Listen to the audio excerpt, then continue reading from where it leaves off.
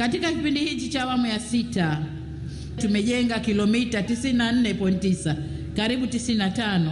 Jumla ya shilingi trilioni 2 na bilioni 100 zimetumika.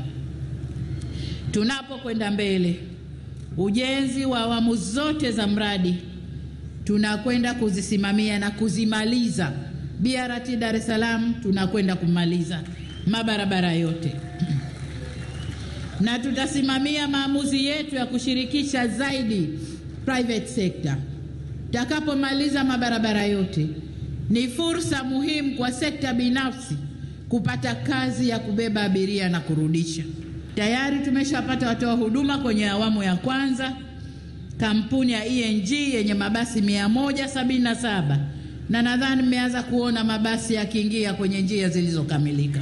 Awamu ya pili, kampuni ya Moffat yenye mabasi 255, na mabasi ya Moffat tayari yameingia njiani.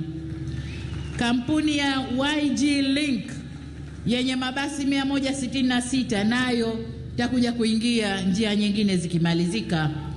Na kampuni ya Metrolink City yenye mabasi 334, nayo itaingia njiani kutoa huduma. Ahadi yetu kwenu ni kwa kuanzia Januari mwakani 2026, wakazi wa Dar es Salaam mtaona mageuzi makubwa sana kwenye utoaji wa huduma ya miundombinu ya BRT au barabara za mwendo kasi.